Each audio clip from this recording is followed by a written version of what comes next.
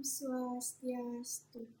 Selamat pagi teman-teman semuanya. Pada kesempatan kali ini saya akan mempresentasikan mengenai studi kasus mengenai ajaran-ajaran dalam agama Hindu. Sebelum itu, perkenalkan nama saya Nikomin Chelsea Angelina Putri dengan NIM 25170511158, mahasiswa program studi S1 Akuntansi di Universitas Pendidikan Ganesha. Baik, studi kasus yang pertama, seorang mahasiswa sains merasa bahwa konsep Tuhan dalam agama sering bertentangan dengan logika ilmiah. Ia mulai meragukan keberadaan Brahman sebagai realitas tertinggi. Pertanyaannya, bagaimana Anda menjelaskan konsep Brahma dalam Brahma Widya agar dapat dipahami secara rasional dan tidak bertentangan dengan pendekatan ilmiah? Dalam Brahma Widya, Brahma dapat dipahami sebagai realitas tertinggi, yaitu sumber dari segala sesuatu yang ada di alam semesta. Brahma bukan digambarkan sebagai sosok manusia biasa, namun sebagai hakikat mutlak yang melandasi kehidupan dan keberadaan. Secara rasional, ilmu pengetahuan juga mencari asal-usul dan hukum dasar alam semesta, dan hukum-hukum yang mengaturnya. Dalam ajaran agama Hindu, ada dua cara dalam memahami Brahma, yaitu yang pertama Nirguna Brahma, Tuhan tanpa bentuk, tanpa sifat, tidak terbatas, dan melampaui pikiran manusia. Yang kedua Saguna Brahma, Brahman yang dipahami manusia melalui berbagai nama, bentuk, dan sifat, agar lebih mudah didekati dalam ibadahnya. Dengan demikian dapat dipahami bahwa ilmu pengetahuan membahas bagaimana alam bekerja, sedangkan Brahma Widya membahas mengapa alam ada dan apa tujuan hidup manusia. Karena itu, ilmu pengetahuan dan Brahma Widya tidak saling bertentangan tetapi saling melengkapi. Studi kasus yang kedua, seorang pengusaha muda sukses secara materi atau harta, tetapi kehidupannya penuh dengan konflik keluarga dan kehilangan hara spiritual. Pertanyaannya, analisis kasus tersebut berdasarkan konsep Catur Purusa Artha. Bagaimana seharusnya keseimbangan antara dharma, artha, karma, dan moksa yang diterapkan. Kasus tersebut menunjukkan bahwa pengusaha muda sukses telah mencapai artha, yaitu kekayaan, harta benda, dan keberhasilan dalam ekonomi. Dalam konsep Catur Purusa Artha, tujuan hidup manusia terbagi menjadi 4, yaitu dharma, artha, karma, dan moksa. Keempat tujuan ini harus dijalankan secara seimbang. Pada kasus ini, pengusaha terlalu fokus pada harta, sehingga melupakan unsur lainnya. Keseimbangan Catur Purusa Artha seharusnya diterapkan sebagai berikut. Yang pertama, dharma. Segala usaha mencari kekayaan harus dilakukan dengan jujur, adil, dan bertanggung jawab. Yang kedua, artha. Kekayaan penting untuk memenuhi kebutuhan hidup, tetapi tidak bisa dijadikan satu-satunya tujuan hidup. Yang ketiga, karma, yaitu keinginan dan kebahagiaan perlu dinikmati secara seimbang. Dan yang terakhir, moksa sebagai tujuan hidup manusia dengan cara mendekatkan diri kepada Tuhan. Kasus yang ketiga yaitu di sebuah desa Bali, generasi muda mulai enggan terlibat dalam upacara yajna karena dianggap membuang waktu dan biaya. Pertanyaannya, jelaskan makna panca yajna dan bagaimana Anda meyakinkan generasi muda tentang relevansi yajna dalam kehidupan modern. Panca yajna adalah bentuk korban suci atau pengorbanan suci yang tulus ikhlas dalam ajaran Hindu, sebagai wujud rasa syukur, bakti, dan tanggung jawab sebagai manusia kepada Tuhan, bersama leluhur, alam semesta, dan para suci. Adapun bagian-bagian dari panca yajna yaitu dewa yajna, pitra yajna, resi yajna, manusia yajna, dan buta yajna.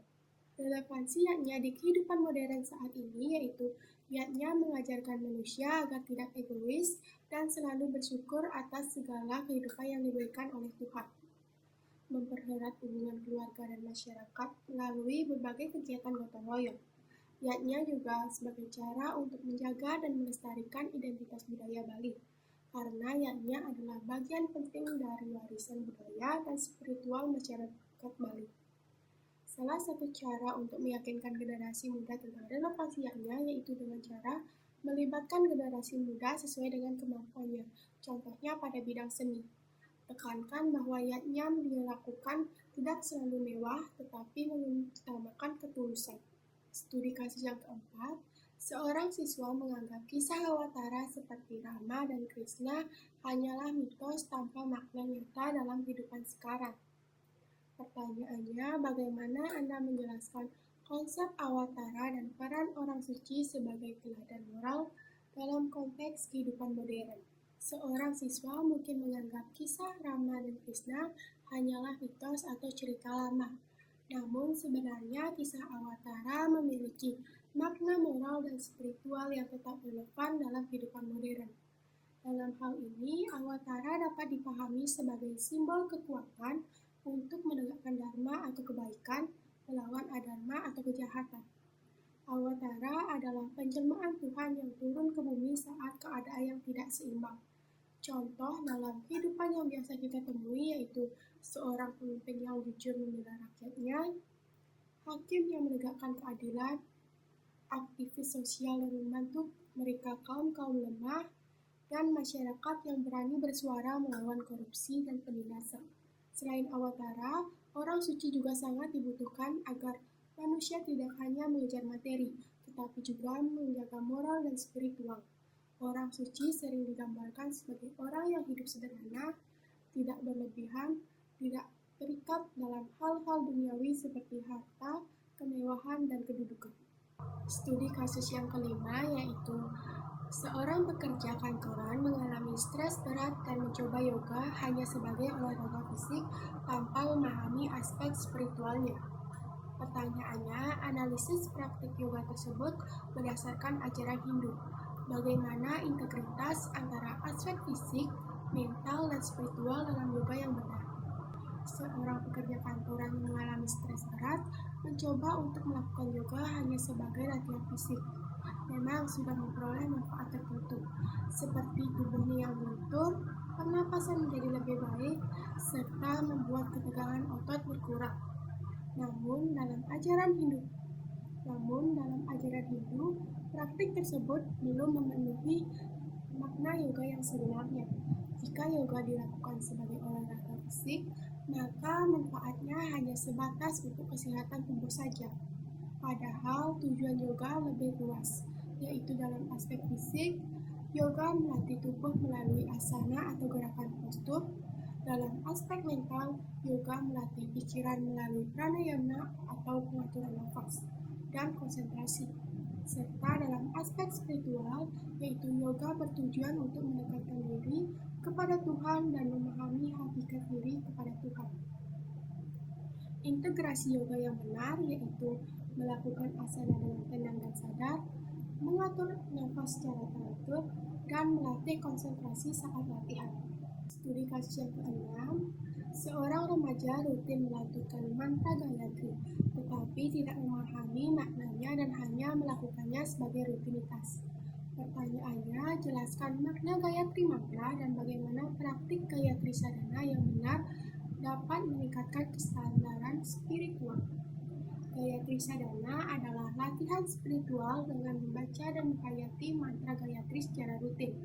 Mantra Gayatri berisikan doa memohon pencerahan pikiran dan kebijaksanaan. Sehingga jika kita sulit berkonsentrasi, Gayatri sadhana dapat menjadi salah satu solusi. Jika membaca mantra Gayatri setiap hari, namun tidak mengenal artinya, dalam hal ini ada dua hal yang dapat dilakukan, yaitu yang pertama, sudah memiliki kebiasaan spiritual yang baik karena belum namun jika masih belum memahami isi doa yang sedang dilakukan, sehingga dapat kita pahami, praktik yang paling baik adalah membaca mantra, lalu memahami maknanya, dan melakukan penerapan dalam kehidupan sehari-hari. Memahami mantra tanpa mengetahui maknanya itu meminum obat tanpa tahu fungsinya. Obat akan tetap bekerja, tetapi jika tahu manfaat dan cara menggunakannya, maka hasilnya akan jauh maksimal. Studi kasus yang ke-7, seorang yang mengalami krisis kepercayaan setelah mengalami musibah dan mulai melakukan hukum berkomunikasi. Pertanyaannya, analisis kasus tersebut dengan konsep Pancasila, bagaimana Anda menjelaskan kembali keyakinan terhadap karma pala dan purna bhawa? Kasus tersebut menunjukkan bahwa seseorang sedang mengalami guncangan batin akibat musibah, sehingga mulai meragukan ajaran agama. Dalam ajaran Hindu, hal yang dapat dipahami melalui konsep Pancasila yaitu 5 dasar keyakinan umat Hindu. Bagian-bagiannya ada Brahma, Atma, Karma Pala, Punarbawa, dan Moksha. Dalam hal ini, dijelaskan bahwa karma pala setiap penderitaan adalah akan langsung atas kesalahan. Dalam hal ini perlu dijelaskan bahwa karma pala setiap penderitaan adalah hukum langsung hukum dapat menjadi lebih luas. Setiap perbuatan akan menghasilkan akibat, baik dari masa lalu maupun di masa sekarang. Sedangkan pengendala adalah Tuhan yang kembali. Jika di kehidupan seseorang belum sempurna, maka jiwa akan mendapatkan kesempatan yang baru untuk berkembang. Salah satu cara untuk menjelaskan kembali keyakinan tersebut yaitu menjelaskan bahwa hidup tidak selalu dapat didapatkan dari sifat dan benar dalam memberi harapan bahwa dia terus berkembang menuju kesempurnaan. Jadi setiap lokal, dua orang memiliki cara yang berbeda dalam mendapatkan diri kebahagiaan. Satu melalui proses, satu lagi melalui meditasi. Selanjutnya, jelaskan konsep caturmarga dan analisis apakah kedua cara tersebut sama-sama. Selanjutnya, jelaskan konsep caturmarga dan analisis apakah kedua cara tersebut sama-sama baik menurut ajaran Hindu. Dalam ajaran Hindu, ada berbagai jalan untuk mendekatkan diri kepada Tuhan, yang biasa disebut caturmarga yoga, yaitu 4 jalan spiritual sesuai dengan sifat dan kecenderungan manusia. Beberapa cara untuk empat jalan dalam caturmarga yoga yaitu Karma Yoga, Cintama Yoga, dan Raja Yoga. Pada kasus orang pertama mendekatkan diri kepada Tuhan melalui sosial, orang kedua mendekatkan diri melalui meditasi. Kedua cara tersebut sama-sama benar menurut ajaran Hindu adalah tujuan yang sama, yaitu mendekatkan diri kepada Tuhan dan menyembuhkan diri. Studi kasus yang seorang siswa hanya menggunakan media sosial untuk mempelajari ajaran Hindu tanpa bahkan membaca kitab suci seperti yoga atau jelaskan tentang kitab suci dalam ajaran Hindu dan bagaimana cara menginterpretasikan ajaran kitab suci di era kita. Ajaran Hindu, kitab suci memiliki peran yang sangat penting karena menjadi sumber utama ajaran, pedoman dan dasar atas Tuhan. Jika seseorang media sosial, maka pemikirannya bisa berkurang. Jika kita mulai menjauh dari kitab suci, maka akan terjadi beberapa akibat. Cara menginterpretasikan ajaran kitab suci di era digital saat ini yaitu dengan membaca dari sumber tidak menafsirkan satu ayat secara terpisah, tetapi melihat keseluruhan isinya dan juga menerapkannya di kehidupan yang nyata. Studi kasus yang ke-10 atau yang terakhir. Studi kasus yang terakhir, seorang pelajar cerdas secara akademik, tetapi sering berperilaku tidak jujur dan tidak menghormati orang tua. Pertanyaannya, analisis perilaku tersebut dengan mengintegrasikan konsep dharma, yoga, dan strada. Bagaimana seharusnya nilai-nilai Hindu membentuk karakter individu. Kasus tersebut menunjukkan bahwa kecerdasan akademik belum tentu untuk membentuk karakter yang baik. Dalam ajaran Hindu, kecerdasan harus disertai dengan moral dan spiritual. Perilaku yang tidak jujur dan tidak hormat sangat bertentangan dengan 3 konsep penting, yaitu dharma, yoga, dan strada.